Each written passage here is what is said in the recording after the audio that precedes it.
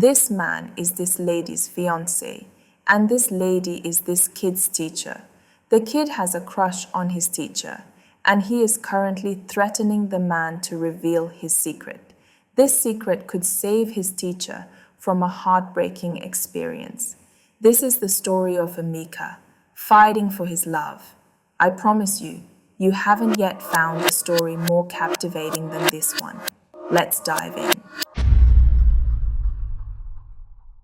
This is Emeka, a serious primary school kid who has a crush on his teacher, Zenab. Yeah, Zenab is that beautiful, with a soft, low voice. She is kind and friendly, the type of woman anyone would fall for. Emeka can be described in one sentence: a man in a kid's body. Emeka isn't like other kids who would have a crush on a girl and be shy or hide it. No, he's different. By this point, he has already told her how he feels, that he has a crush on her. Playfully, Zenab would reply, "You are my future husband." But Emeka, being a child, would take that to heart. One day after school, while the other kids ran out to play, Emeka lingered in the classroom, his eyes locked on Zenab. He sat there, staring at her with a smile that reached from ear to ear. Zenab noticed him, her face softening into a warm grin. "Emeka, come here," she waved, her voice tender. With slow, deliberate steps, Emeka walked up to her, his heart pounding in his chest. He reached into his bag and with trembling hands pulled out a cheap plastic ring he had bought with his lunch money. "Miss Zenab," he said, his voice steady despite his nerves, "this is to show you how much you mean to me." Zenab's eyes widened with surprise, and then a playful smile spread across her face. "Does this mean we're engaged now?" she teased. Emeka straightened up, clearing his throat. "Well, I've thought about it. And if you're okay with it, I suppose we are." Zenab chuckled softly, patting him on the shoulder. "That's very sweet, Emeka. Now, go home and have a good weekend, okay?" That evening, as Emeka sat down for dinner with his parents, he blurted out a question that made his father choke on his drink. "Mom, when do people get married?" His father, laughing, raised an eyebrow. "Do you have someone in mind, young man?" Emeka paused for a moment, then replied, "Not yet, but I'll keep you posted." His mother, stifling a giggle, simply said, 18 years, baby." That night, Emeka lay awake in bed, planning every detail of their wedding.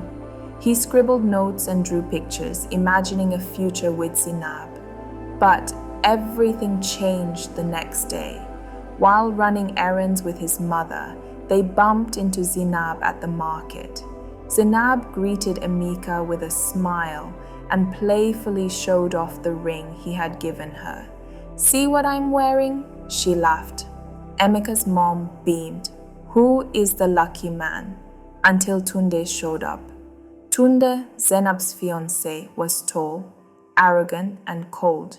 He barely acknowledged Emeka or his mother, grabbing Zenab by the arm. "Let's go," Tunde muttered impatiently. Zenab hesitated for a moment, offering Emeka an apologetic glance before being pulled away. Emeka's heart sank. He hated the way Tunde treated Zenab, the way he talked down to her. That night, in a fit of anger, Emeka tore up his wedding plans and threw the pieces into the trash. The next day at school, Emeka sat alone in the empty classroom, a deep frown on his face. Zenab noticed and called out to him. "Hey, Emeka," she waved. But this time, he didn't respond. She sensed something was wrong and walked over. "Emeka, what's going on?" she asked gently.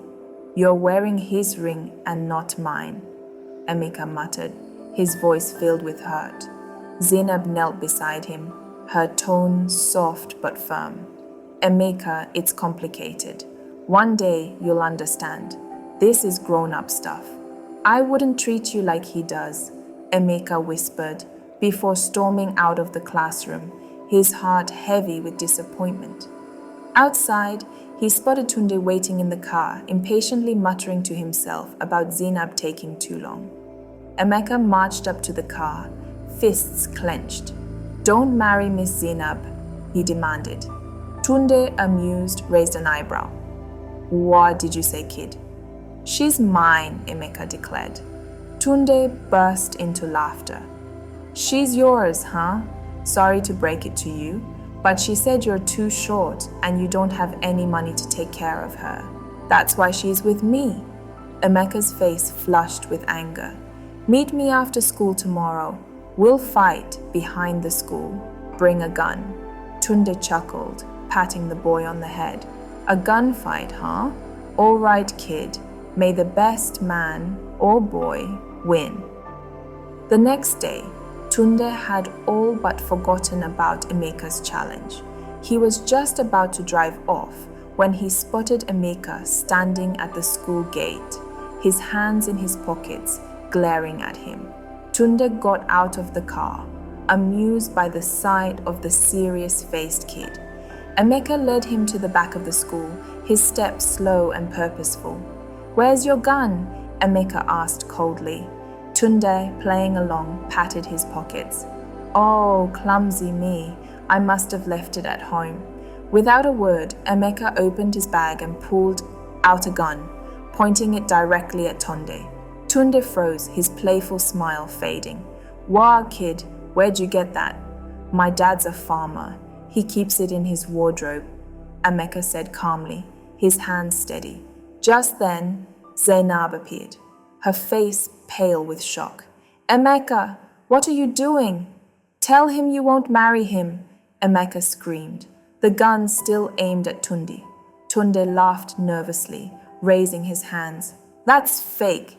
No, it ain't. Where did you get that?" "My father is a farmer." Tunde looked at Zainab, and Zainab nodded her head. Tunde started screaming and insulting Zainab. "So you stand there while your student tries to shoot me?" "Emeka, put the gun down. You don't want this to be noted on your records, do you? Say you won't marry Miss Zainab. 1, 2, 3. Tunde, just hold on there. Don't. Okay. I never wanted to marry her anyway." "Zainab, excuse me?" She moaned constantly about it. "She drove me crazy. I thought putting a ring on her finger would shut her up for a while. I don't want to be married. Please, Emeka, please don't shoot me. Get someone, you stupid." A shot was fired. Tunde fell down thinking he was dead. He lay there for a few seconds and realized nothing was wrong. He was still breathing normally. The gun was fake, and Zainab now knew what her love was all about. She removed the ring and threw it at him. Zainab walked over to Emeka, placing a hand on his shoulder. "Let's get out of here, Emeka." As they walked away, Zainab asked, "Where did you get that fake gun?" Emeka grinned. "My dad got it for my birthday. I love guns." Zainab chuckled, slipping the ring Emeka had given her back onto her finger. "Someday, Emeka, you're going to make some girl very lucky." Emeka glanced at her and smiled. "I've decided not to marry you after all." Zainab asked, "Oh, and why's that?" "I'm not financially stable enough to take care of you. Someone like you deserves everything." Zain ruffled his hair. "You've got a good heart, Emeka.